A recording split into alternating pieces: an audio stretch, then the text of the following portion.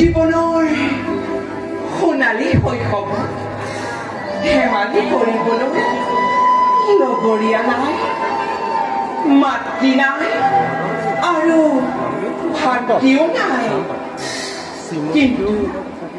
কিন্তু আজি পিতৃৰ অকৃত্ৰিম মৰম লভি এই ৰাজ কাৰেঙৰ মাজত থাকি মই সকলো পাহৰি আছো।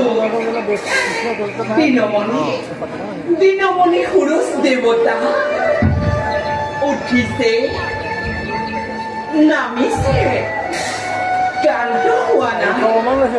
সাবিত্ৰীয়ে সেই কথা উপলব্ধি কৰিব পৰা নাই। বুজিছো মাথো এই সকলোবোৰ সৃষ্টি কৰ্তাৰে ইচ্ছা।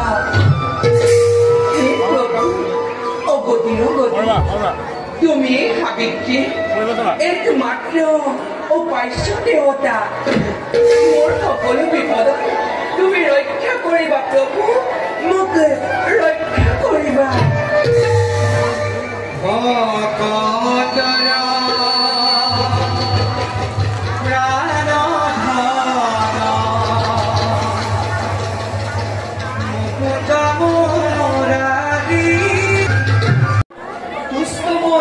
তোমাৰ ভক্তি উপযুক্ত কন্যা তুমি মৰ্ত ৰাজনৰ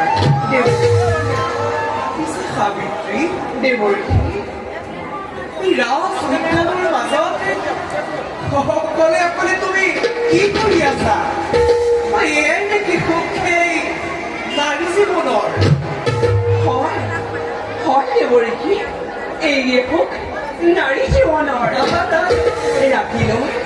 ৰাতিলৈ জোনালী নিশা এটি দুটি তৰা দেখো মই নীলকৰ পৰা।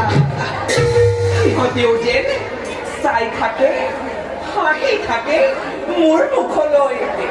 মনে মনে কৈ যেন আকাশী বাণীয়ে এইয়ে সুখ, এইয়ে শান্তি নাৰী জীৱনৰ প্ৰকৃতিৰ বুকুত। দেৱৰ্ষী থাকোতে ইমানবোৰ নিমাতী প্ৰতিমা সকলোকে চাই মই আনন্দতে আত্মহাৰা হৈ থাকো। দেৱৰ্ষী পুৰুষৰ প্ৰেম মাথো দুদিনীয়া নহয়। চলাহী কথাৰে ভুলাই নাৰীৰ কোমল মনতে সকলোটি কাহিনীয়ে নাৰীৰ কবলৰ পৰা নহ'লে মনৰ কামনা পুনৰ প্ৰেমৰ কণিকা বিচাৰি পোৱা নাযায় সেই পুৰুষ প্ৰাণতে তেনে স্বাৰ্থপৰ পুৰুষৰ হাতত কদাপিতো নকৰোঁ মই আত্মসমৰ্পণ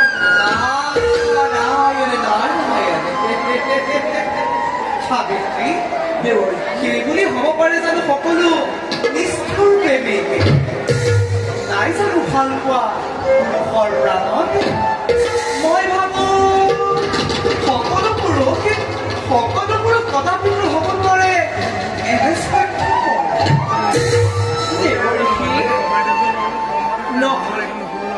ভাল পোৱা ইমান নহয় সহজ নোৱাৰে বুজিব তাক কঠোৰ পুৰুষে ৰূপালী ৰেখা দেখি মৰৰ মাজত বিয়াখন গাতৰ পৰানে চাই থাকে আকুল পথিকে চাপিলে নিজৰাৰ কাষ পান কৰি নিজৰাৰ জল পূৰ্ণ হলে কৃষ্ণ পথিকৰ পুনৰ জানো উলটি চাব ক্ষুদ্ৰ নিজৰা সাবিত্ৰী মই তোমাৰ ৰূপ যৌৱন আৰু শক্তি দেখি সঁচাই অভিভূত হৈছো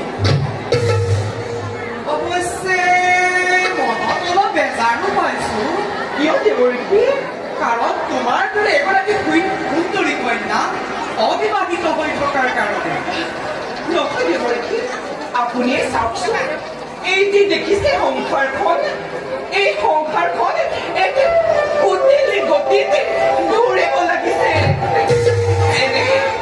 এনে কুটিলতাৰ মাজত মই নিজকে এৰি দিবলৈ বৰ টান পাইছো দেৱৰী উপযুক্ত স্বামী নেপালে অবিবাহিত হৈ থকাই ভাল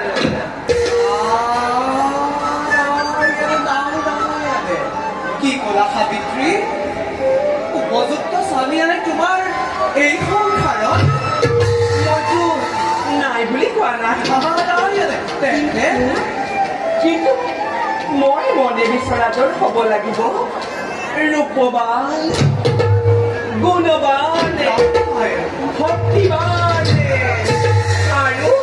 আৰু দেৱৰী ধৰ্মপৰায়ণ কওক দেৱৰী আছে যদি এনে পুৰুষ এই সংসাৰৰ মাজে তেওঁকে মই স্বামীৰূপে পৰিকৰণ আছে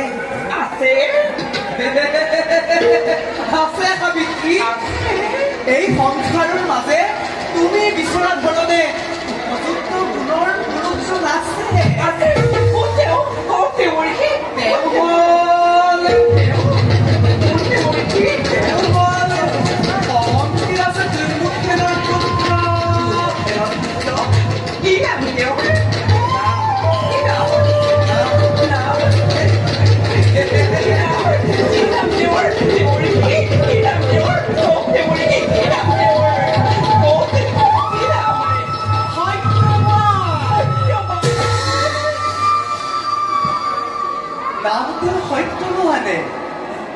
অৱশ্যে তোমালোকৰ ঘটিব মিলনে মই কৰিছো আশীৰ্বাদ সাবিত্ৰী এবে মই মাগিছো বিদায়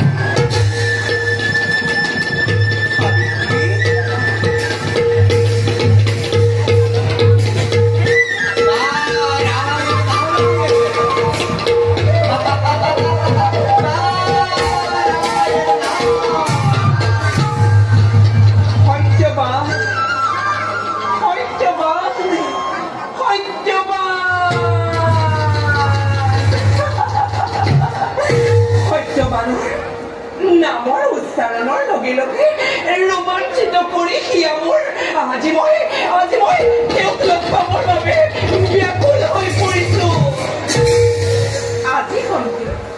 আজি খন্তি শৰীৰৰ প্ৰতি অংগে শৰীৰৰ প্ৰতি ধমনীতে লিখি ললো মই সত্যবানৰ নাম কিন্তু